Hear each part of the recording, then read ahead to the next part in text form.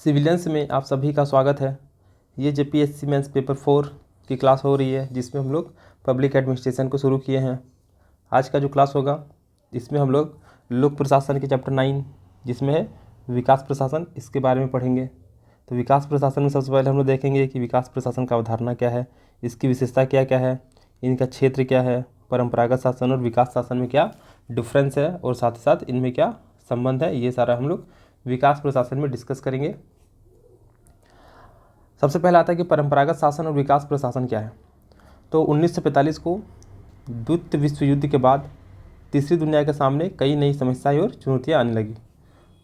तो तीसरी दुनिया मतलब क्या हो गया कि शीत युद्ध के समय का शब्द है। ये जो तीसरी दुनिया वर्ड है ये शीत युद्ध के समय का शब्द है, और शीत युद्ध मतलब कि जो अमेरिका और रूस के प्रतियोगिता जो काल था उसमें, इसमें मुख्यतः वे सारे देश थे जो न तो कम्युनिस्ट रूस के साथ थे और न ही पश्चिमी पूंजीवादी नाटो देश के साथ थे। यानी कि कुल मिला के इसमें इन सारे देशों को जो न तो रूस के साथ थे और न ही नाटो देशों के साथ थे, तो वे सारे देश तीसरी दुनिया के देश कहे जाने लगे, जिनमें भारत, मिस्र, यूगोस्लोवाकिया, इंडोनेशिया, मलेशिया ये सारे आ जाएंगे।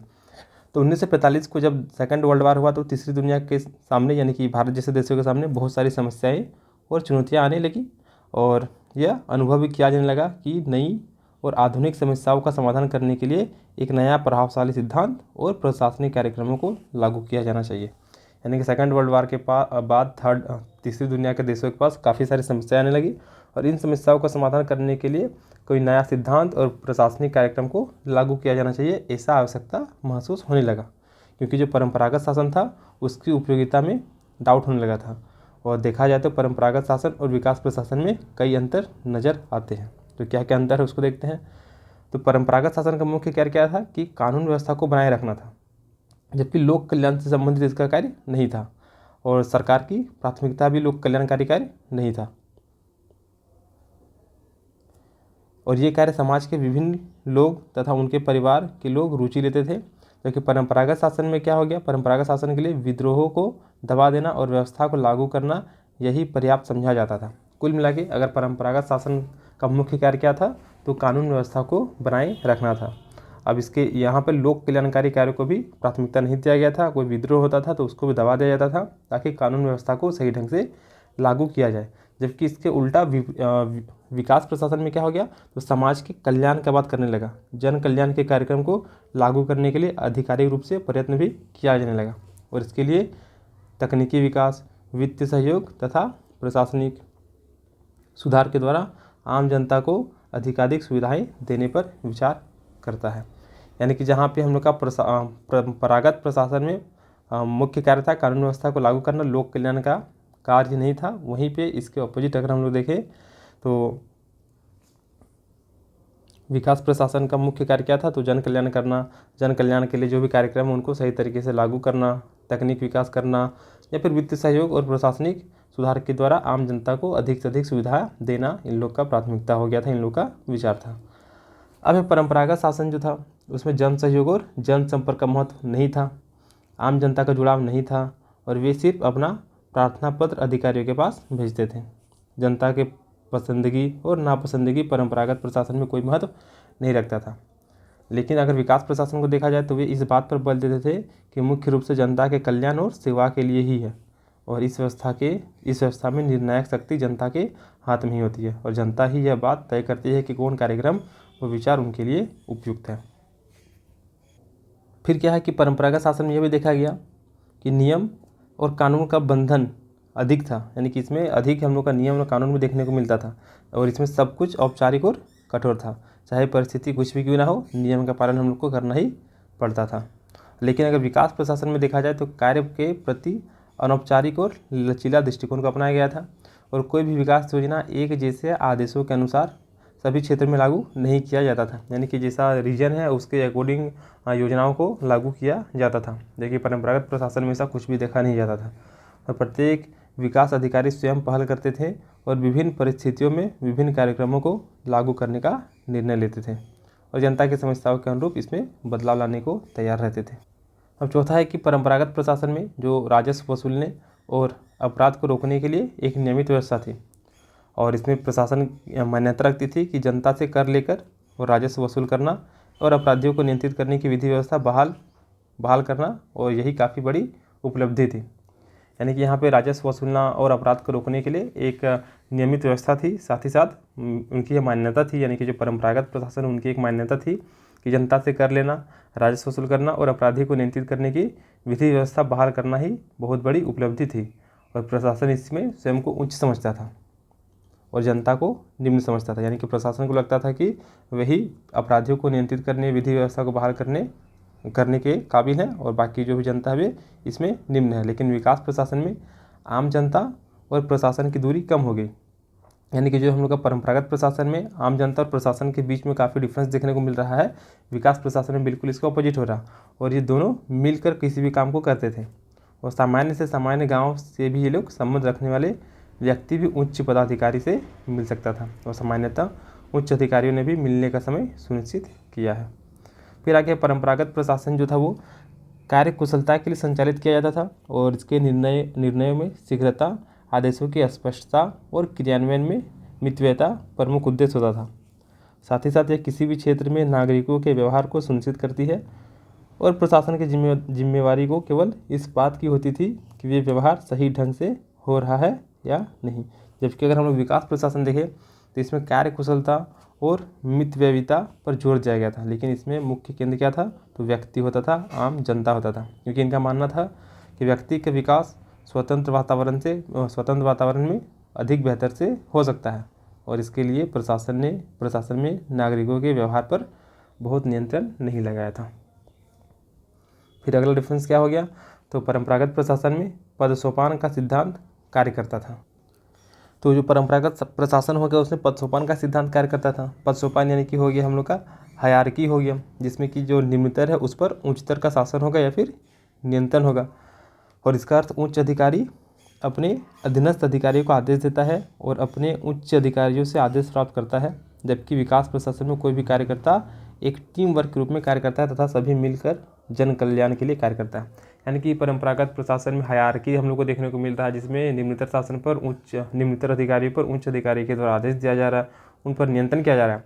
जबकि हम लोग का जो विकास प्रशासन है इसमें सभी कार्यकर्ता, चाहे उच्च वर्ग का हो या फिर निम्न वर्ग का हो, ये सभी मिलकर एक टीम वर्ग के रूप में कार्य करते हैं। और कुल मिला के इन लोग का मेन मोटिव क्या हो गया, तो लोगों का कल्याण करना। तो ये सब हो गया हम लोग का परंपरागत प्रशासन और विकास प्रशासन में मुख्य क्या क्या अंतर है। अब आता है अगला, विकास प्रशासन की अवधारणा क्या है। तो लोक प्रशासन में विकास प्रशासन की एक नवीन अवधारणा है, जो कि विकासशील देशों के सरकार के प्रशासन से संबंधित है। और वैसे विकास प्रशासन का अर्थ कुछ विद्वानों के द्वारा प्रशासन के आधुनिकीकरण से लगाया जाता है। यानी कि प्रशासन का आधुनिकीकरण ही क्या है, विकास प्रशासन है, ऐसा कुछ विद्वानों का मानना है। जबकि कुछ विद्वान इसे आर्थिक विकास का उपाय मानते हैं, और लेकिन कुछ विद्वान ऐसे भी हैं जो विकास प्रशासन को प्रशासकीय विकास का पर्यायवाची मानते हैं। यानी कि कुल मिला के बहुत सारे विद्वान ने अलग अलग डेफिनेशन दे दी विकास प्रशासन का। कुछ विद्वान का मानना है कि प्रशासन का आधुनिकीकरण ही क्या है, विकास प्रशासन है। फिर कुछ विद्वानों को मानना है कि विकास प्रशासन को प्रशासकीय विकास का पर्यायवाची हो गया, या फिर आर्थिक विकास का उपाय क्या हो गया, हम लोग का विकास प्रशासन हो गया।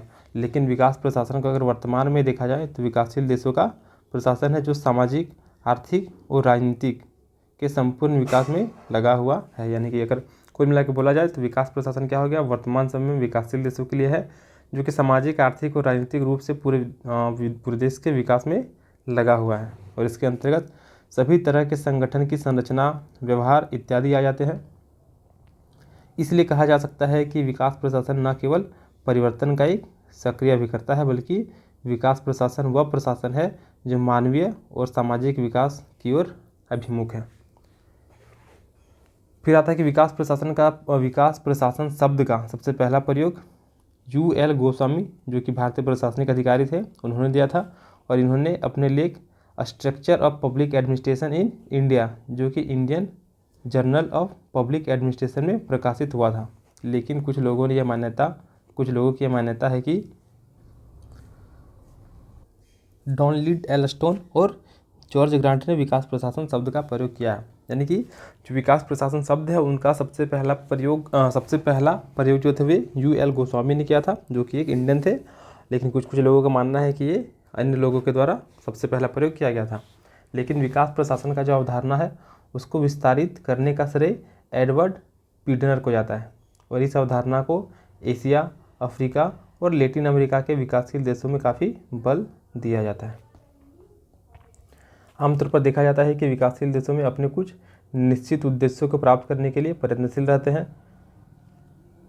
साथ ही साथ यह भी स्पष्ट है कि विकासशील देशों में विकास प्रशासन का मुख्य उद्देश्य सामाजिक आर्थिक विकास करना है, लेकिन विकास प्रशासन केवल सामाजिक और आर्थिक विकास तक ही सीमित नहीं है। यानी कि कुल मिला के विकासशील देशों के कुछ टारगेटेड चीज़ होते हैं जिनको उन्हें हासिल करना होता है, और विकास प्रशासन का मुख्य उद्देश्य भी क्या है, तो सामाजिक आर्थिक विकास करना। लेकिन सिर्फ और सिर्फ सामाजिक और आर्थिक विकास करना ही नहीं है, बल्कि इसका भी क्षेत्र काफ़ी बड़ा है, और इसके साथ साथ उन लोगों को विकास की नीति और लक्ष्यों का सूचीकरण कार्यक्रम और परियोजना के प्रबंधन के साथ साथ क्या परिणाम निकल रहा है कार्यक्रम का, उनका मूल्यांकन करना है, प्रशासनिक संरचना और प्रक्रिया का भी पुनर्गठन करना है। इसके साथ ही विकास के लिए किए गए प्रयासों में जनता की सहभागिता विकास प्रशासन का मुख्य उद्देश्य है। यानी कि जो भी विकास करना है, जो भी प्रशासन में रूल रेगुलेशन बनाना है, जो भी लक्ष्य को हासिल करना है, उसमें जनता की सहभागिता ही विकास प्रशासन का क्या है, प्रमुख उद्देश्य है। यानी कि अगर संक्षेप में कहा जाए तो विकास प्रशासन लक्ष्योन्मुखी, कार्योन्मुखी होती है, और सामान्यतः इसमें निश्चित एवं निर्धारित कार्यक्रम की पूर्ति के लिए अपनाया जाता है, और इसके निम्नलिखित तत्व नजर आते हैं, जैसे कि विकास प्रशासन हमेशा उच्चतर स्थिति की ओर से और जाने की प्रक्रिया है। यानी कि हम लोग अभी वर्तमान में जिस स्थिति में उससे हम लोग ज़्यादा अच्छा बनने की कोशिश करते हैं विकास प्रशासन में। विकास प्रशासन निरंतर और गतिशील प्रक्रिया है। विकास प्रशासन निर्धारित लक्ष्यों की प्राप्ति के लिए एक संयुक्त प्रयास है, इसमें लोगों को भी इंक्लूड किया जा रहा है। विकास प्रशासन कार्योन्मुखी के साथ साथ लक्ष्योन्मुखी प्रशासनिक व्यवस्था है। तो ये हो गया हम लोग का विकास प्रशासन की अवधारणा आखिर क्या थी। अब विकास प्रशासन क्या है, तो विकास प्रशासन न केवल जनता के लिए बल्कि जनता के साथ कार्य करने वाला प्रशासन है, जो कि पीछे से हम लोग देखते आ रहे हैं। इसके नाम से स्पष्ट होता है कि ये सरकार द्वारा जन कल्याण और जनजीवन को व्यवस्थित करने से संबंधित है, और सामान्यतः विकास प्रशासन की विशेषताएं या फिर स्वरूप निम्न है, जिसमें से सबसे पहला आता है हम लोग का परिवर्तनमुखी। तो इसमें क्या हो गया, तो इसकी सबसे महत्वपूर्ण विशेषता यह है कि इसमें सामाजिक और आर्थिक परिवर्तन होता है, और विकास प्रशासन में यही विशेषता उसकी परंपरागत प्रशासन से अलग करता है, क्योंकि परंपरागत प्रशासन जो था वो मुख्य रूप से कानून व्यवस्था को लागू करना था, जबकि विकास प्रशासन जो है वो सामाजिक और आर्थिक परिवर्तन तो होता ही होता है, साथ ही साथ इसमें जनता को भी शामिल किया जा रहा है। क्योंकि परंपरागत प्रशासन का कार्य केवल यथा स्थिति बनाए रखना था, यानी कि कानून व्यवस्था लागू किया जाना था, और विकासशील देशों में निरंतर बदलते हुए सामाजिक और आर्थिक राजनीतिक परिवर्तन के साथ प्रशासन को भी बदलना होता है। फिर विकास पद्धति, तो विकास प्रशासन में विकासात्मक पद्धति देखी जाती है। इसका तात्पर्य हुआ क्या कि जनसाधारण का अधिकतम कल्याण करना और विकास करना, और इसका लक्ष्य क्या होता है, तो सामाजिक, आर्थिक और राजनीतिक रूप से पिछड़े वर्ग का क्रमशः विकास करना होता है। फिर प्रजातांत्रिक मूल्यों से संबद्धता, तो जो विकास प्रशासन है उनका प्रजातांत्रिक मूल्य से भी संबंध है, जैसे कि इसमें जनहित का उद्देश्य और उत्तरदायित्व की भावना होती है। और वर्तमान में जो हम लोग का कल्याणकारी राज्य है, इसमें जन कल्याण की जो भी नई नई योजना है वो सारे चलाए जा रहे हैं। कार्यक्रम के माध्यम से जो भी लक्ष्य है हम लोग को उसको पूरा करने में महत्वपूर्ण भूमिका निभा रही है। तो हम लोग बोल सकते हैं कि जो विकास प्रशासन है वो प्रजातांत्रिक मूल्यों से भी संबंध रखता है। फिर आधुनिकीकरण, तो विकासशील देशों के लिए आधुनिकीकरण आवश्यक होता है, और सामाजिक, आर्थिक और राजनीतिक आधुनिकीकरण के लिए विकास प्रशासन हमेशा सक्रिय रहता है। और यह आधुनिक विचार के मानक विकसित देशों से लिए जाते हैं, और विकसित विज्ञान और तकनीक के विकास में प्रशासन में उपयोग किया जाता है। हम लोग इसको अच्छी तरीके से पढ़े हैं कि जो भी विकासशील देश है उनके पास पूंजी की अभाव होती है, तकनीक का अभाव होती है, जिसके परिणाम स्वरूप हम लोग को कहीं ना कहीं विकसित देशों पर इसके लिए या फिर विदेशों पर इसके लिए निर्भर रहना पड़ता है। अब है जनाकांक्षाओं की पूर्ति, तो इसमें क्या हो जाएगा कि विकास प्रशासन के अंतर्गत जनता की भागीदारी सुनिश्चित की जाती है, ये तो देखें हम लोग, और इसमें जनता के विचारों को भी महत्व दिया जाता है, जबकि हम लोग का परंपरागत प्रशासन में जनता के विचार को महत्व नहीं दिया जाता था। और यह लोकतंत्र के इस भावना पर जोर देता है कि प्रशासन जो है वो जनता के लिए और जनता के द्वारा और जनता का प्रशासन होगा। अगला है प्रशासनिक कार्यकुशलता। तो विकास प्रशासन में प्रशासनिक कार्यकुशलता पर भी जोर दिया जाता है और बिना प्रशासनिक कार्यकुशलता के विकास के अधिकतम लक्ष्यों की प्राप्ति नहीं किया जा सकता है। विकास प्रशासन के लिए जो भी योजना बनती है, जो भी लक्ष्य निर्धारित किए जाते हैं, उन्हें कम से कम समय प्राप्त करने के लिए लोक प्रशासन का कार्यकुशल होना अति आवश्यक होता है। विकास प्रशासन हमेशा इस बात के लिए प्रयत्नशील रहता है कि प्रशासनिक विकास के माध्यम से कार्यकुशलता में वृद्धि किया जाए। अब अगला पॉइंट है हम लोग का परिणामोन्मुखी, जिसमें क्या हो गया कि विकास प्रशासन परिणाम के अनुरूप होता है और ऐसा इसलिए कि विकास प्रशासन को एक निश्चित समय में और तेज़ी से परिवर्तन लाना होता है। फिर नौकरशाही का कम हस्तक्षेप। तो परंपरागत प्रशासन में नौकरशाही में लाल फीताशाही देखने को मिलती थी, यानी कि वहाँ पे जो रूल रेगुलेशन होता था उनको किसी भी स्थिति में, चाहे कंडीशन क्रिटिकल क्यों ना हो, उनको फॉलो करना होता था। लेकिन विकास प्रशासन में अधिकारियों को औपचारिक रूप से हटकर कार्य करने की स्वतंत्रता होती है और प्रशासनिक अधिकारी अपनी शक्ति का प्रयोग लाभ कमाने के लिए करते हैं। यानी कि अगर हम उपरोक्त विशेषताओं को देखा जाए तो विकास प्रशासन की कई विशेषताएं देखने को आती है, लेकिन सर्वाधिक महत्वपूर्ण विशेषता यह है कि इसमें तत्कालिक आयाम देखने में आते हैं, क्योंकि विकास प्रशासन समय को ज़्यादा महत्व देता है और समाज में सामाजिक आर्थिक परिवर्तन जल्दी लाना होता है, इसलिए इसमें समय को विशेष महत्व होती है और किसी भी गतिविधि को पूरा करते वक्त समय के महत्व को ध्यान में रखकर ही कार्य करना होता है। अतः स्पष्ट विकास प्रशासन में समय की बाध्यता होती है। तो ये हो गया हम लोग का विकास प्रशासन, जिसमें हम लोग विकास प्रशासन में कुछ कुछ विशेषताएं देखें, जैसे कि हो गया परिवर्तनमुखी हो गया, विकास पद्धति हो गया, प्रजातांत्रिक मूल्य हो गया, इसके अलावा आधुनिकीकरण हो गया, फिर हो गया प्रशासनिक कार्यकुशलता भी हो गया, फिर परिणाम के अकॉर्डिंग ये लोग कार्य करते हैं, परिणामोन्मुखी हो गया। इसमें नौकरशाही का कम हस्तक्षेप भी देखा गया। अब विकास प्रशासन का क्या क्षेत्र है और उनका क्या विस्तार है। तो सबसे पहला कि विकास प्रशासन लोक प्रशासन की एक नई और विस्तृत शाखा है। अलग अलग व्यक्ति की तरह अलग अलग डेफिनेशन दिया गया है। इनका जन्म विकासशील देशों की प्रशासनिक योजना और कार्यक्रम को लागू करने के संदर्भ में हुआ है और इस दृष्टि में इसका क्षेत्र काफ़ी बड़ा है। जैसे कि विकास प्रशासन का संबंध सामाजिक, राजनीतिक और आर्थिक के साथ साथ प्रशासनिक व्यवस्था से भी है और ये विकासशील देशों का प्रशासन तो होता ही है, साथ ही साथ विकासशील देशों में सामाजिक और आर्थिक विकास में लगा हुआ है और इस क्षेत्र के अध्ययन की सुविधा के लिए निम्नलिखित रूप से लागू किया जा सकता है, जिसमें सबसे पहला आता है हम लोग का पोर्ट्सकोर्ब का सिद्धांत आता है, जिसको लूथर गुलिक ने दिया था, जिसमें पी से क्या होता है प्लानिंग होता है, ओ से ऑर्गेनाइजेशन, एस से स्टाफिंग, डी से डायरेक्शन, सी ओ से कोऑर्डिनेशन, आर से रिपोर्टिंग और बी से बजटिंग होता है। यानी कि विकास प्रशासन का जो हम लोग का क्षेत्र है उसको सही तरीके से पढ़ने के लिए बहुत सारे तरीके से लागू किया गया, जिसमें सबसे पहले हम लोग का पोर्ट्सकोर्ब सिद्धांत आता है। इसमें क्या बताया गया कि विकास प्रशासन योजनाओं, संगठन तथा कर्मचारियों की श्रृंखला व्यवस्था देखने में आती है और इसमें भी समन्वय निर्देशन शामिल है और विकास प्रशासन के क्षेत्र के अंतर्गत विभिन्न प्रकार की सूचनाएं एवं आंकड़ों का आधार पर प्रतिवेदन प्रस्तुत करना एवं बजट निर्माण करना प्रमुख कार्य है। यानी कि विकास प्रशासन में पोर्ट्सकोर्ब मेथड के अकॉर्डिंग इसमें योजना हो गया या फिर संगठन हो गया या फिर कर्मचारी हो गया, इनकी श्रृंखला का व्यवस्था देखने को मिलती है। साथ ही साथ इनमें समन्वय हो गया, निर्देशन भी शामिल होता है, सूचना और आंकड़ों के आधार पर प्रतिवेदन प्रस्तुत करना इन लोग का अनिवार्य हो गया और साथ ही साथ बजट निर्माण करना भी इन लोग का प्रमुख कार्य हो गया। अगला आ गया क्या व्यवस्थापन। इसके माध्यम से हम लोग जो विकास प्रशासन है उसके क्षेत्र के बारे में समझ सकते हैं। तो आज के वर्तमान समय में आने वाले मामलों में व्यवस्थापन के कार्य को उत्तरदायित्व विकास प्रशासन से जुड़े अधिकारियों के पास है, क्योंकि संसद और सरकार के पास समय का अभाव है। तो वर्तमान में बहुत सारे ऐसे मामला है जो कि व्यवस्थापन यानी कि संगठन, जिसमें कि बहुत सारे कार्यक्रम हो गए या फिर गतिविधि हो गए, जैसे कि सम्मेलन हो, कोई सम्मेलन हो या फिर कोई सेमिनार हो, तो उसका आयोजन करने का जो कार्य है वो मुख्यतः प्रशासन से जुड़े अधिकारी के पास ही, क्योंकि संसद और सरकार के पास इतना समय नहीं है कि वे कार्यक्रम या फिर जो भी सम्मेलन है उनका आयोजन वे खुद से करें। अगला आता है प्रशासनिक सुधार और प्रबंधकीय विकास।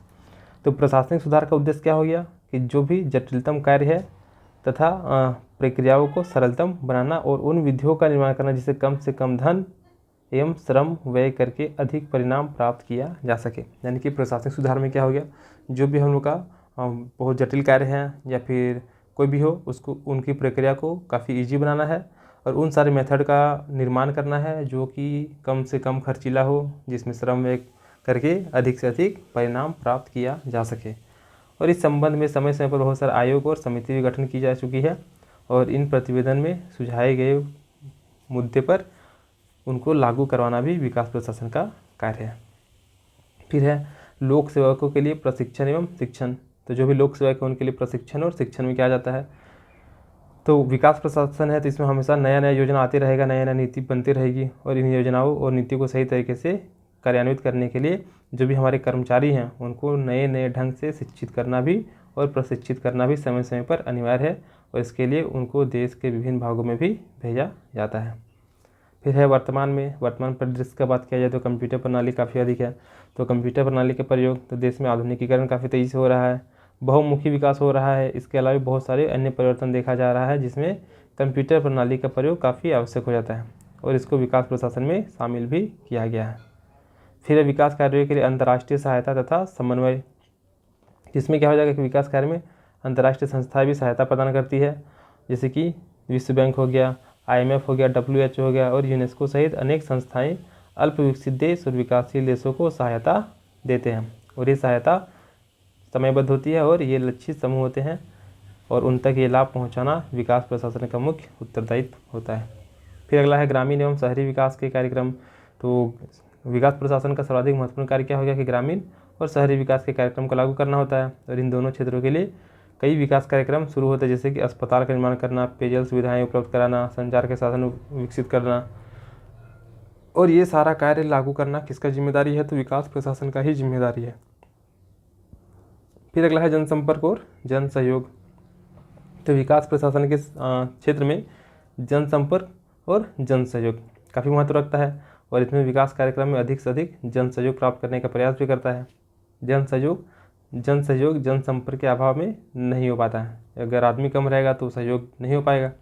वस्तुतः जनसंपर्क एक ऐसा माध्यम है जिसके द्वारा यह जानने का प्रयास किया जाता है कि विकास का कितना लाभ आम जनता को मिला है और जनता की क्या प्रतिक्रिया रही है। यानी कि सिंपल सा बात है कि अगर विकास हम लोग सही तरीके से कर रहे हैं तो जनसंपर्क काफ़ी अच्छा होगा और जनसंपर्क अगर अच्छा होगा तो जन सहयोग भी काफ़ी अधिक मात्रा में देखने को मिलेगी, जिसके परिणाम स्वरूप हम लोग ये पता लगा सकते हैं कि विकास में कितना लाभ आम जनता को मिला है या नहीं मिला है और जनता की क्या प्रतिक्रिया रही है। फिर आर्थिक, सामाजिक और राजनीतिक ढांचे का विकास। तो विकास प्रशासन का यही तीनों चीज़ आर्थिक, सामाजिक और राजनीतिक ये क्या होता है, रीढ़ होते हैं, क्योंकि इसके लिए उपयुक्त ढांचे का निर्माण विकासशील प्रशासन के क्षेत्र के अंतर्गत ही आता है और परंपरागत संरचना की खामी जो भी है उसकी जगह नई संरचना का सुझाव देना विकास प्रशासन का प्रमुख कार्य है। फिर आता 10वां पॉइंट आता है क्षेत्रीय विकास परिषद। तो विकास प्रशासन में क्षेत्रीय विकास परिषद की स्थापना एक नया आयाम है और प्रायः सभी देशों में ऐसे क्षेत्र होते हैं जो देश की योजनाओं से ज़्यादा लाभान्वित नहीं होते हैं। यानी कि बहुत सारे देश में योजना जो होते हैं वे सही तरीके से लागू नहीं हो पाता या फिर जो भी वहाँ पे प्रमुख वजह रहे होंगे जिसकी वजह से वहाँ के वंचित वर्गों को उस योजना का लाभ नहीं मिल पाता है, लाभान्वित नहीं हो पाते हैं और इनके विकास के लिए क्षेत्र विकास परिषद का गठन किया जाता है, जैसे कि गोरखा पर्वतीय विकास परिषद और झारखंड क्षेत्र स्वशासी परिषद JAAC, यानी जिसका गठन 1995 में किया गया था। फिर दरअसल विकास के क्षेत्र में क्षेत्रीय असंतुलन दूर करने के लिए इस संगठन या फिर परिषद का गठन किया जाता है। अब आता है निष्कर्ष। तो निष्कर्ष में क्या है कि अभी हम लोग जो भी पढ़े उससे पता चलता है कि विकास का जो क्षेत्र है वो काफ़ी विशाल और बहुआयामी है, क्योंकि वर्तमान में बहुआयामी तरीके से विकास हो रहा है, आधुनिकीकरण भी हो रहा है। लेकिन वास्तव में अगर लोक प्रशासन और विकास प्रशासन का क्षेत्र एक समान है, लेकिन विकास प्रशासन में जोर केवल विकास पर होता है। जैसे जैसे विकास संबंधी कार्यक्रम बढ़ते जाते हैं विकास प्रशासन का क्षेत्र भी काफ़ी अधिक व्यापक होता जाता है। यानी कि वर्तमान परिदृश्य में देखा जाए तो विकास का क्षेत्र जो वो काफ़ी व्यापक हो चुका है, बहुआयामी हो चुका है, लेकिन लोक प्रशासन और विकास प्रशासन का क्षेत्र काफ़ी हद तक एक समान है। लेकिन अगर विकास प्रशासन को देखा जाए तो उसमें मुख्यतः जोर होता है विकास पर ही होता है और जैसे जैसे विकास संबंधी कार्यक्रम बढ़ते जाते हैं और विकास प्रशासन का क्षेत्र भी काफ़ी अधिक बड़ा होते जाता है। अब है दोनों में संबंध क्या देख लेते हैं कि विकास प्रशासन और प्रशासकीय प्रशासन के बीच में संबंध क्या है। तो दोनों अंतर संबंधित होंगे क्योंकि प्रशासनिक विकास के बिना विकास प्रशासन की संकल्पना लागू नहीं किया जा सकता है। क्योंकि हम लोग विकास करना चाहते हैं लेकिन उसको सही तरीके से लागू नहीं कर पाएंगे। तो इसको सही तरीके से लागू करने के लिए हम लोग को प्रशासकीय प्रशासन की आवश्यकता पड़ती है, यानी कि प्रशासकीय प्रशासन और विकास प्रशासन अगर दोनों एक साथ होकर काम नहीं करेंगे तो दोनों के लक्ष्यों को हासिल करना मुश्किल हो जाएगा। अतः इन दोनों संकल्पनाओं को समांतर रूप से देखा जा सकता है और एक दूसरे पर वरीयता नहीं दी जा सकती, अतः दोनों एक दूसरे के पूरक है, यानी कि एक के बिना दूसरा पूरा नहीं हो सकता है। तो इस प्रकार से जो हम लोग का चैप्टर था विकास प्रशासन वो कंप्लीट हो जाता है। अगला चैप्टर आता है हम लोग का जो कि चैप्टर 10 है पब्लिक एडमिनिस्ट्रेशन का, जिसमें हम लोग मानव अधिकार के बारे में पढ़ेंगे। तो क्वेश्चन है कि मानव अधिकार क्या है तथा मानव अधिकार घोषणा पत्र में उल्लेखित अधिकारों का वर्णन करें। तो मानव अधिकार क्या हो गया? तो मानव अधिकार का तात्पर्य क्या हो गया कि वे सारे अधिकार जो कि हम लोग को मनुष्य होने के नाते प्राकृतिक अधिकार के अंतर्गत आते हैं, यानी कि अगर दूसरे शब्द में बोला जाए तो वे सारे अधिकार जो व्यक्ति के जीवन, स्वतंत्रता, समानता और प्रतिष्ठा से जुड़े हुए हैं, ये सारे अधिकार अगर उन्हें प्राप्त होते हैं तो वही सब क्या कहलाते हैं? मानव अधिकार। यानी कि मानव होने के नाते हम लोग को वे सारे अधिकार जैसे कि जीवन का अधिकार, स्वतंत्रता का अधिकार, समानता का अधिकार और हम लोग का प्रतिष्ठा से जुड़े जो भी अधिकार है वे सारे क्या कहलाएंगे? मानव अधिकार कहलाएंगे। क्योंकि इस पृथ्वी में तो मानव के साथ साथ बहुत सारे जीव जंतु हैं, लेकिन वे सारे जीव जंतु को ये सारे अधिकार नहीं प्राप्त हैं। तो मनुष्य होने के नाते हम लोग को कुछ विशेष अधिकार प्राप्त दिए जाते हैं, वही क्या कहलाते हैं? मानव अधिकार कहलाते हैं। और भारतीय संविधान में भी भाग 3 में मौलिक अधिकार की चर्चा की गई है और इन्हीं में मानव अधिकार भी निहित है। यानी कि भाग 3 में जो हम लोग का जीवन जीने का अधिकार हो गया या फिर स्वतंत्रता का अधिकार हो गया, तो ये सारे अधिकार जो है कहीं ना कहीं मौलिक अधिकार से, मानव अधिकार से हम लोग का जुड़ा हुआ है। तो मौलिक अधिकार में जो अधिकार शामिल है, मौलिक अधिकार में तो अधिकार शामिल है जो अंतर्राष्ट्रीय संस्था के द्वारा मंजूर किए गए हैं, जैसे कि जीने का अधिकार हो गया, स्वतंत्रता का अधिकार हो गया, समानता का अधिकार हो गया और महिलाओं के साथ सम्मानजनक व्यवहार, ये सारा हो गया हम लोग का मौलिक अधिकार, जो कि बहुत सारी अंतर्राष्ट्रीय संस्था के द्वारा भी मंजूर किए गए हैं और ये कहीं ना कहीं मानव अधिकार में ही निहित है। अब आता है कि मानव अधिकार का घोषणा पत्र कैसे हुआ, क्या हुआ, उसके बारे में देखते हैं। तो सबसे पहला 1945 में यूएनओ ने अपने चार्टर में मानव अधिकारों पर बल दिया और 10 दिसंबर 1948 को मानव अधिकार की सार्वभौमिक घोषणा की गई। ये डेट काफ़ी इंपॉर्टेंट है कि 10 दिसंबर 1948 को मानव अधिकार का सार्वभौमिक घोषणा किया गया था। अब इसमें क्या था कि 10 दिसंबर 1948 को मानव अधिकार का सार्वभौमिक घोषणा किया गया, जिसके अंतर्गत 30 अनुच्छेद घोषित किए गए और इसके प्रस्तावना में यह भी घोषणा किया गया कि प्रत्येक मनुष्य को सम्मान तथा गरिमा के साथ जीने का अधिकार है। लेकिन ये सार्वभौमिक घोषणा कानून बाध्यता नहीं है और इस सार्वभौमिक घोषणा का अनुच्छेद इस प्रकार है, यानी कि हम लोग जीवन तो जी रहे हैं, लेकिन सबसे महत्वपूर्ण है क्या हम लोग सम्मानपूर्ण जीवन जी रहे हैं, क्या हम लोग गरिमापूर्ण जीवन जी रहे हैं। अगर गरिमा नहीं है हमारे जीवन में, सम्मान अगर नहीं मिल रहा तो ऐसा जीवन जीने का कोई अधिकार नहीं है। तो यही सम्मान और गरिमापूर्ण जीवन उपलब्ध कराने के लिए यह मानव अधिकार के चार्टर में ये सारा चीज़ मेंशन किया गया था, जिसमें 30 अनुच्छेद को रखा गया है, जिसकी घोषणा 10 दिसंबर 1948 को किया गया था। अब एक इसका आर्टिकल्स क्या है, तो अनुच्छेद 1 यानी मानव अधिकार का जो अनुच्छेद 1 उसमें क्या है कि मानव की स्वतंत्रता, समानता और बंधुत्व की भावना होना चाहिए। अनुच्छेद 2 नस्ल, रंग, लिंग, भाषा, धर्म और राजनीति, इसके अलावे राष्ट्रीय या फिर सामाजिक उत्पत्ति, संपत्ति, जन्य या फिर कोई अन्य आधार पर प्रत्येक व्यक्ति को सभी मानव अधिकार और स्वतंत्रता प्राप्त है। यानी कि डायरेक्टली बोला जाए तो इन सारा चीज़ों के आधार पर किसी भी व्यक्ति के साथ भेदभाव नहीं किया जा सकता है। अनुच्छेद 3 में क्या हो गया कि जीवन, स्वतंत्रता और सुरक्षा का अधिकार दिया गया है। अनुच्छेद 4 में दासता से मुक्ति के बारे में बताया गया है। अनुच्छेद 5 में अमानवीय दंड से मुक्ति, यानी कि ऐसा दंड न दिया जाए जो कि मनुष्य के हित के लिए सही ना हो। अनुच्छेद 6 में क्या हो गया, तो कानून के सामने एवं व्यक्ति के रूप में पहचान का अधिकार, यानी कि व्यक्ति का एक पहचान भी होना चाहिए। अनुच्छेद 7 कानून के सामने समानता का अधिकार होना चाहिए। अनुच्छेद 8 में न्याय पाने का अधिकार होना चाहिए। 9 में हो गया गैर कानूनी कैद या फिर निष्कासन पर प्रतिबंध और 10 में हो गया कि प्रत्येक व्यक्ति को खुले न्यायालय में सुनवाई का अधिकार दिया गया है। 11 में क्या हो जाएगा कि जब तक न्यायालय उसको अपराधी घोषित नहीं करेंगे तब तक वह व्यक्ति अपराधी नहीं माना जाएगा। 12 में क्या हो जाएगा कि किसी व्यक्ति के निजी जीवन में दखल देने का अनुमति नहीं दिया जाएगा। आर्टिकल 13 में क्या हो जाएगा, तो प्रत्येक व्यक्ति को अपने राज्य के सीमा के भीतर आवागमन और निवास की स्वतंत्रता होगी तथा अपने देश को छोड़ने एवं वापस लौटने की भी स्वतंत्रता प्रदान की गई है अनुच्छेद 13 के। फिर अनुच्छेद 14 क्या हो गया कि व्यक्ति को किसी भी देश में आश्रय लेने का अधिकार है, यानी कि वे किसी अन्य देश में भी जाकर रह सकते हैं।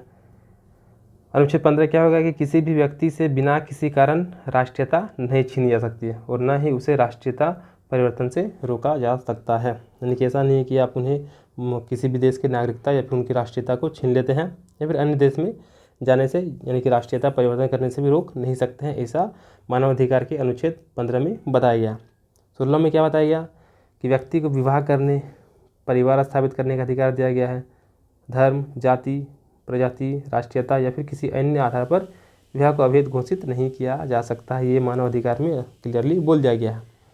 अनुच्छेद 17 में संपत्ति के अधिकार के बारे में बताया गया, यानी कि किसी भी व्यक्ति की संपत्ति को अवैधानिक रूप से छीना नहीं जा सकता है, लेकिन संवैधानिक रूप से हम लोग उसको छीन सकते हैं। अनुच्छेद 18 में क्या है, तो धार्मिक स्वतंत्रता का अधिकार दिया गया है, यानी कि किसी भी धर्म को व्यक्ति स्वीकार कर सकता है। अनुच्छेद 19 में क्या हो गया कि मत और विचार व्यक्त करने की भी स्वतंत्रता है और सूचना मांगने व प्राप्त करने की भी स्वतंत्रता अनुच्छेद 19 के तहत दिया गया। 20 में हो गया शांतिपूर्ण सम्मेलन की स्वतंत्रता तथा संघ के निर्माण करने की भी स्वतंत्रता है। अनुच्छेद 21, इसमें क्या हो गया कि सरकारी सेवा में सभी को समान सुविधा मिलना चाहिए। अनुच्छेद 22 में क्या हो गया कि सामाजिक सुरक्षा का अधिकार दिया गया है। अनुच्छेद 23 में हो गया कि जीविका के लिए व्यवसाय चुनने का अधिकार है। समान कार्य के लिए समान वेतन के बारे में बताया गया है। इसके लिए ट्रेड यूनियन का गठन किया गया है और उसमें शामिल होने का अधिकार भी दिया गया है। अनुच्छेद 24 में क्या हो गया कि विश्राम और अवकाश का अधिकार दिया गया, यानी कि हम लोग छुट्टी भी ले सकते हैं। अनुच्छेद 25 में हो गया क्या कि न्यूनतम जीवन स्तर प्राप्त करने का अधिकार है। अनुच्छेद 26 में शिक्षा का अधिकार के बारे में बताया गया है और अनिवार्य एवं निःशुल्क प्राथमिक शिक्षा भी दिया गया है और साथ ही साथ भारतीय संविधान में भी इस चीज़ को ऐड किया गया है। अनुच्छेद 27 में सांस्कृतिक संरक्षण का अधिकार। फिर अनुच्छेद 28 में सामाजिक और अंतर्राष्ट्रीय व्यवस्था का अधिकार दिया गया है।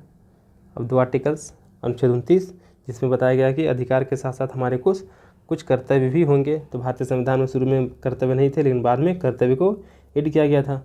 और अनुच्छेद 30 में क्या बताया गया कि उपरोक्त सभी घोषणाओं को यदि नष्ट किया जाता है तो इसमें संरक्षण का अधिकार होगा, यानी कि अगर किसी भी ऊपर में जो भी चीज़ बताई गई उनमें से किसी भी घोषणा को नष्ट करता है तो उनको मतलब सही तरीके से संरक्षित करने का अधिकार अनुच्छेद 30 में बताया गया। तो इस प्रकार से मानव अधिकार के सार्वभौमिक घोषणा 10 दिसंबर 1948 को किया गया था, जिसमें 30 अनुच्छेद को घोषित किया गया था। अब है कि यह घोषणा मानव अधिकार का एक विस्तृत प्रपत्र है तथा यह सिर्फ एक प्रस्ताव मात्र नहीं है, बल्कि यह संयुक्त राष्ट्र संघ के चार्टर का अंग है। यूएनओ के चार्टर का एक अंग है और इसमें मानव समाज और मानव अधिकारों का मैग्ना कार्टा कहा जाता है। तो मैग्ना कार्टा क्या हो गया कि जो इंग्लैंड के राजा थे उन्होंने अपने सामंत को बहुत कुछ अधिकार दिए थे, तो वही सारे अधिकार जो भी कानूनी प्रक्रिया था उनको पालन करने का वचन भी दिए थे, उनको स्वीकार भी किया था। तो ये सारे अधिकार जो थे वो जिस चीज़ में लिखा गया था वही क्या कहला रहा था, मैग्ना कार्टा कहला रहा था। यानी कि नियमों से नियम कानून सारा चीज़ उसमें लिखा हुआ था, वही क्या कहलाता, मैग्ना कार्टा। तो यहाँ पे भी जो हम लोग का मानव अधिकार का सार्वभौमिक घोषणा पत्र था, इसमें भी काफ़ी अधिक आर्टिकल्स दिए गए हैं, काफ़ी रूल रेगुलेशन के बारे में बताया गया है। तो इसीलिए इसको हम लोग मानव समाज और मानव अधिकार का मैग्ना कार्टा कहा जाता है। हालांकि इसको वैधानिक रूप से बाध्यकारी नहीं बनाया गया, लेकिन मानव समाज के लिए इसे सबसे महत्वपूर्ण अंतर्राष्ट्रीय दस्तावेज है तथा सभी राष्ट्रों ने इसको अपनाने का प्रयास भी किया है। फिर मानव की स्वतंत्रता और समानता को सुरक्षित करना अनिवार्य है और मानव के गरिमामय जीवन के लिए मानव अधिकार का पालन किया जाना चाहिए। यानी कि अगर मानव अधिकार के जो भी सार्वजनिक घोषणा पत्र पर बताया गया था उन सारी चीज़ों को अगर हम फॉलो करेंगे तो कहीं ना कहीं एक व्यक्ति को हम लोग गरिमापूर्ण जीवन और सम्मानजनक जीवन दे सकेंगे, जो कि मनुष्य के जीवन के लिए काफ़ी महत्वपूर्ण होता है। अब अगला क्वेश्चन है, राष्ट्रीय मानवाधिकार आयोग की संरचना और उनके कार्य तथा कार्य प्रणाली का वर्णन करें। तो मानवाधिकार आयोग की संरचना क्या हो गया, तो सबसे पहला इसमें एक अध्यक्ष होंगे और अध्यक्ष कौन हो सकते हैं, जो कि सुप्रीम कोर्ट के मुख्य न्यायाधीश रहे होंगे। इनके अलावा कुछ सदस्य होंगे, तो सदस्य में कौन कौन होंगे, तो पहला सदस्य जो भारत के सर्वोच्च न्यायालय का न्यायाधीश रहे होंगे, दूसरा सदस्य जो हाई कोर्ट का मुख्य न्यायाधीश वर्तमान में हो या फिर वो कभी रहे होंगे, तीसरा क्या हो गया कि मानवाधिकार मामलों के अनुसार या व्यक्तिगत अनुभव रखने वाला व्यक्ति होगा, और चौथा व्यक्ति कौन हो जाएगा, तो पदेन सदस्य होंगे और इसमें राष्ट्रीय आयोग के अध्यक्ष भी शामिल होंगे, जैसे कि राष्ट्रीय अल्पसंख्यक आयोग के अध्यक्ष होंगे, राष्ट्रीय अनुसूचित जाति आयोग के अध्यक्ष होंगे, इसके अलावा राष्ट्रीय अनुसूचित जनजाति आयोग के अध्यक्ष होंगे और राष्ट्रीय महिला आयोग के अध्यक्ष होंगे। यानी कि संरचना में सबसे पहला एक अध्यक्ष आएंगे, इनके अलावा कुछ कुछ सदस्य भी आएंगे और कुछ पदेन सदस्य होंगे जो कि कुछ आयोग के सदस्य होंगे, अध्यक्ष होंगे। अब 12 अक्टूबर 1993 में मानव अधिकार पर अधिनियम पारित किया गया था, जबकि इसका सार्वभौमिक घोषणा 10 दिसंबर 1948 को किया गया। और 12 अक्टूबर 1993 को मानवाधिकार पर अधिनियम पारित किया गया और इस अधिनियम के अनुसार मानव अधिकार से तात्पर्य क्या हो गया कि संविधान द्वारा अथवा अंतर्राष्ट्रीय संविदा के द्वारा तथा राष्ट्र के न्यायालयों द्वारा प्रवर्तनीय जीवन, स्वतंत्रता, समानता एवं व्यक्ति की गरिमा संबंधी अधिकार है। और इस अधिनियम के माध्यम से राष्ट्रीय मानवाधिकार आयोग का गठन का प्रावधान भी किया गया था और मानवाधिकार आयोग के गठन का प्रावधान किया गया तथा मानवाधिकार आयोग को एक स्वायत्त संगठन के रूप में, एक संवैधानिक आयोग के रूप में गठित किया गया। यानी कि 12 अक्टूबर 1993 को मानवाधिकार का अधिनियम पारित किया गया, जिसमें व्यक्ति के स्वतंत्रता हो गया, समानता हो गया या फिर गरिमा संबंधी अधिकार के बारे में बताया गया और साथ ही साथ इसको एक स्वायत्त संगठन के साथ ही एक संवैधानिक आयोग के रूप में गठन किया गया। अब आयोग का संरचना क्या है, तो अधिनियम के अनुसार आयोग का अध्यक्ष होंगे जो कि सुप्रीम कोर्ट के अवकाश प्राप्त मुख्य न्यायाधीश होंगे और आयोग में 7 पदेन सदस्य होंगे, जिनमें से 4 क्या होंगे, पूर्णकालिक सदस्य होंगे। तो इसमें सबसे पहला क्या आ गया कि राष्ट्रीय अनुसूचित जाति आयोग के अध्यक्ष होंगे, राष्ट्रीय अनुसूचित जनजाति आयोग के अध्यक्ष होंगे, इनके अलावा राष्ट्रीय अल्पसंख्यक आयोग के अध्यक्ष होंगे और महिला आयोग के भी अध्यक्ष होंगे जो कि पदेन सदस्य के रूप में शामिल किए जाएंगे। फिर आता है पूर्णकालिक सदस्य के लिए कौन कौन होंगे, तो पूर्णकालिक सदस्य में एक सदस्य होंगे जो कि उच्चतम न्यायालय के न्यायाधीश के समकक्ष हो या फिर रहे होंगे कभी, दूसरा उच्च न्यायालय के मुख्य न्यायाधीश के समकक्ष हो या फिर रहे होंगे और 2 सदस्य होंगे प्लस एक महिला सदस्य जो कि मानव अधिकार के क्षेत्र में समुचित ज्ञान और व्यवहारिक अनुभव रखते हैं। अब कि जो भी अध्यक्ष होंगे और पूर्णकालिक सदस्य होंगे उनकी नियुक्ति पर नियुक्ति समिति की सिफारिश के आधार पर राष्ट्रपति के द्वारा किया जाएगा। यानी कि अध्यक्ष और पूर्णकालिक सदस्य की नियुक्ति राष्ट्रपति के द्वारा किया जाएगा, जिसमें प्रधानमंत्री और गृह मंत्री, लोकसभा के जो अध्यक्ष होंगे, राज्यसभा के उपसभापति और लोकसभा के विपक्ष के नेता तथा राज्यसभा के विपक्ष के नेता शामिल होंगे। यानी कि अध्यक्ष और पूर्णकालिक सदस्य की नियुक्ति पर एक नियुक्ति समिति का गठन किया जाएगा, जिनमें से प्रधानमंत्री होंगे, गृह मंत्री होंगे, लोकसभा के अध्यक्ष होंगे, राज्यसभा के उपसभापति होंगे, लोकसभा के विपक्ष के नेता होंगे और राज्यसभा के विपक्ष के नेता शामिल होंगे। और इन सभी के सिफारिश के आधार पर ही राष्ट्रपति के द्वारा मानवाधिकार आयोग के अध्यक्ष और पूर्णकालिक सदस्यों की नियुक्ति की जाएगी। लेकिन किसी भी उच्चतम न्यायालय के पीठासीन न्यायाधीश तथा उच्च न्यायालय के पीठासीन मुख्य न्यायाधीश को उच्चतम न्यायालय के मुख्य न्यायाधीश की अनुमति के बिना शामिल नहीं किया जाएगा। अब अध्यक्ष और सदस्य का कार्यकाल जो है वो 3 साल या फिर 70 वर्ष निर्धारित किया गया है और कार्यकाल के दौरान वे राष्ट्रपति को संबोधित करके अपना त्यागपत्र देकर अपना पद से मुक्त हो सकते हैं या फिर इन्हें उच्चतम न्यायालय के प्रतिवेदन पर भी राष्ट्रपति के द्वारा हटाया जा सकता है। और पदमुक्त होने के बाद वे अध्यक्ष जो भारत सरकार या फिर राज्य सरकार अथवा किसी भी सरकारी संगठन के अंतर्गत किसी भी नियोजन के लिए अयोग्य माने जाएंगे।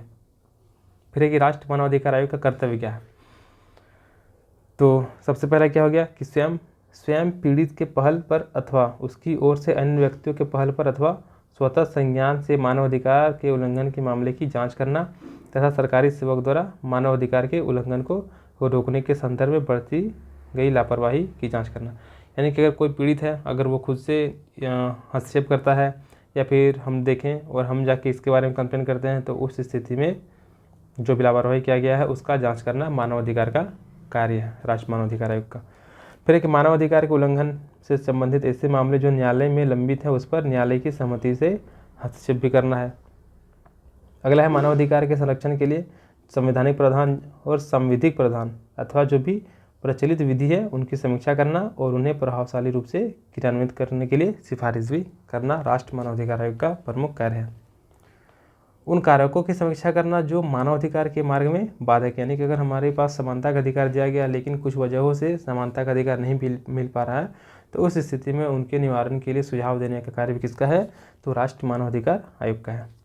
फिर राज्य सरकार के नियंत्रण में जेल, सुधार गृह, बाल सुधार गृह या फिर ऐसे सभी संस्थाओं का निरीक्षण करना जिनमें सुधार या फिर संरक्षण के लिए व्यक्ति को नज़रबंद रखा जाता है तथा उनके अनुकूल रहन सहन की दिशा के संदर्भ में सिफारिश करना। अगला है मानवाधिकार से संबंधित सभी संधियों या फिर दस्तावेज का अध्ययन करना है तथा उसके प्रभावशाली क्रियान्वयन के लिए सिफारिश करना भी राष्ट्रीय मानवाधिकार आयोग का कार्य है। फिर मानवाधिकार के क्षेत्र में शोध एवं अनुसंधान को बढ़ावा देना है।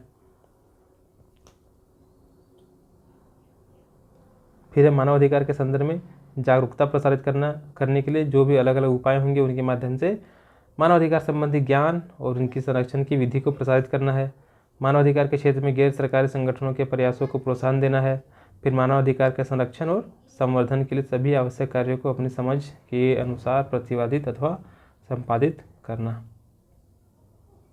अब क्या है कि मानवाधिकार आयोग के शिकायत स्वयं पीड़िता द्वारा अथवा पीड़ित की ओर से अन्य व्यक्ति द्वारा लिखित आवेदन के रूप में किया जा सकता है, यानी कि स्वयं पीड़िता जाके लिखित आवेदन दे सकते हैं या फिर पीड़िता की ओर से किसी अन्य व्यक्ति के द्वारा भी लिखित आवेदन देकर शिकायत दर्ज किया जा सकता है। और जो आवेदन होगा वो हिंदी, अंग्रेजी या फिर 8वीं अनुसूची में जो भी भाषा उल्लेखित है उनमें से किसी भाषा में हम लोग कर सकते हैं। और आवेदन के साथ ही साथ किसी प्रकार का कोई भी शुल्क यहाँ पर नहीं लगेगा। और आयोग को यह विवेकाधिकार है कि वह इलेक्ट्रॉनिक्स माध्यम से प्रेषित किए गए शिकायतों को भी स्वीकार कर सकते हैं, यानी कि हम लोग लिखित आवेदन दे सकते हैं या फिर इलेक्ट्रॉनिक माध्यम से अगर कोई हम शिकायत देते हैं तो वे भी स्वीकार करना आयोग का कर्तव्य होगा। और इसके अतिरिक्त आयोग स्वयं अपने माध्यम से सभी शिकायत स्थापित कर जांच आरंभ कर सकता है, यानी कि आयोग को इस मामले में स्वतः संज्ञान लेने का अधिकार प्रदान किया गया है। फिर एक मानवाधिकार आयोग के अंतर्गत निम्नलिखित प्रकार की शिकायत को अपवाद के रूप में रखा गया, यानी कि इन शिकायतों पर मानवाधिकार आयोग के द्वारा विचार नहीं किया जा सकता। तो क्या क्या है, यदि शिकायत घटना के 1 वर्ष पश्चात किया गया है, यानी कोई घटना हो गया है लेकिन 1 साल बाद अगर हम शिकायत कर रहे हैं तो उस स्थिति में मानवाधिकार आयोग इसमें हस्तक्षेप नहीं करेंगे। यदि मामला न्यायालय में चल रहा है तो इस स्थिति में यदि शिकायत जो अस्पष्ट अथवा गुमनाम अथवा अर्ध गुमनाम तरीके से किया गया है तो वे भी हो जाएंगे इससे बाहर। फिर इससे शिकायत जो नौकरियों से संबंधित हो उसमें मानव अधिकार आयोग के द्वारा विचार नहीं किया जाएगा। और ऐसे शिकायत जो आयोग के अधिकार क्षेत्र से बाहर हो तो वे भी मानव अधिकार आयोग के द्वारा विचार नहीं किए जाएंगे।